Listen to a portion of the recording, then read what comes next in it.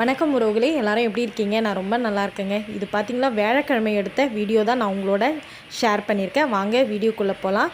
எப்பவும் போல் as usual நான் வந்து அவங்களுக்கு லஞ்ச் எல்லாம் பேக் பண்ணிவிட்டு பிரேக்ஃபாஸ்ட்லாம் செஞ்சு சாப்பிட்டு முடிச்சதும் நான் கிச்சனுக்கு தாங்க வந்துட்டேன். அந்த டேவே எனக்கு பார்த்திங்கன்னா ரொம்ப ஹரிபரியாக தான் போச்சு.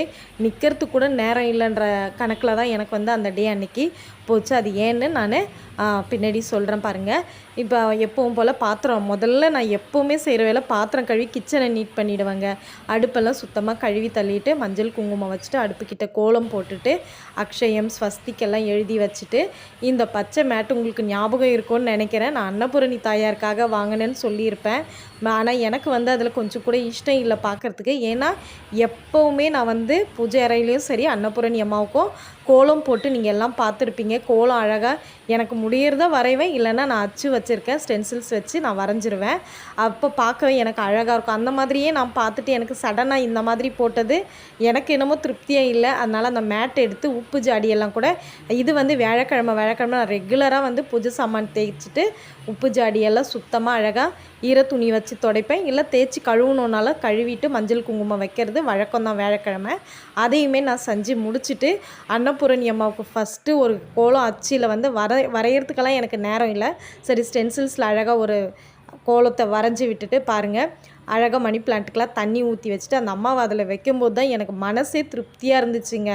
அந்த மேட்டை தூக்கி நான் உப்புக்கெல்லாம் போட்டுட்டேன்.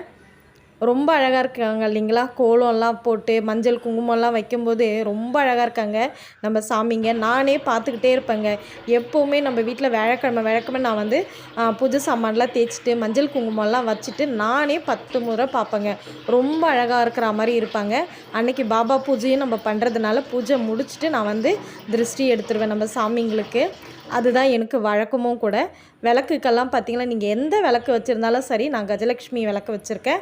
நீங்கள் காமாட்சி அம்மன் விளக்கு, இல்லை அக்ஷலக்ஷ்மி அம்மன் விளக்கு, இல்லை பாபா சிலை போட்டது எந்த விளக்கு வச்சுருந்தாலும் நீங்கள் வந்து மஞ்சள் குங்குமம் வைக்கும்போது கீழே இருந்து மேலே வச்சுட்டு வாங்க.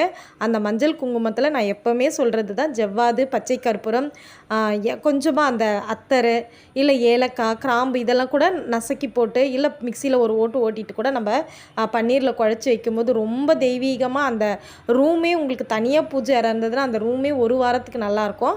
நமக்கு கிச்சனில் இருக்கிறதுனால எனக்கு ஒரு 2 டேஸ்க்கு அந்த அத்தர் வாசனைலாம் நல்லா வருங்க. மஞ்சள் குங்குமம் இந்த மாதிரி வைக்கணும்.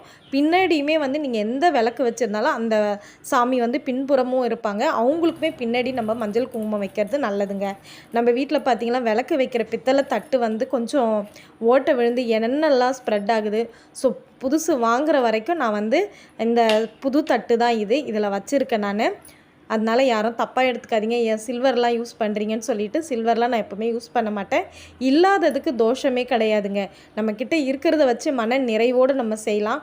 நான் அப்படி தான் இல்லையேன்னு நான் ஃபீல் பண்ண மாட்டேன். வாங்குகிற வரைக்கும் இது இருக்கட்டும் அப்படின்னு சொல்லிவிட்டு அதை வச்சுட்டேன் நான். மஞ்சள் குங்குமம் வச்சதும் பாருங்கள் எவ்வளோ அழகாக இருக்காங்க. வெறுமனே நான் காட்டும்போது எப்படி இருந்தாங்க, நம்ம முகமும் அப்படி தாங்க. எப்போவுமே நம்ம பெண்களும் மஞ்சள் குங்குமம் இதெல்லாம் வைக்கும்போது ரொம்ப அழகாக இருக்கும். அது எல்லாருக்குமே தெரியும் இல்லைங்களா? நான் அதுதான் அடிக்கடி சொல்கிறதும் கூட. ஒரு வழியே நாங்கள் மறுநாள் காலையில் வந்து திருப்பதிக்கு தாங்க கிளம்பிட்டோம். நேரத்திலே கிளம்புறதுனால தான் எனக்கு வந்து சடனாக தான் அவங்க சொன்னாங்க திருப்பதிக்கு போகிறோமா அப்படின்னு சொல்லிட்டு. வெனஸ்டே நைட்டு தான் சொன்னாங்க. அதனால் நான் வியாழக்கிழமை ஃபுல் டே எனக்கு வேலை தாங்க. பெட்ஷீட்டெல்லாம் துவைக்கிறது எல்லாமே அண்ணாவுக்கு ஒரு நாள் புது சாமான் தேய்க்குது. அதுக்கப்புறம் பாபா பூஜை பண்ணிவிட்டு பாபா கோவிலுக்கு போயிட்டு வருது. அன்றைக்கி நைட்டு எனக்கு 11 o'clock 11:30 ஆகிடுச்சு. அகைன் நான் வந்து 4 o'clock தான் எழுந்துட்டேன். ஏன்னா திருவள்ளூரில் வந்து 7 o'clock தான்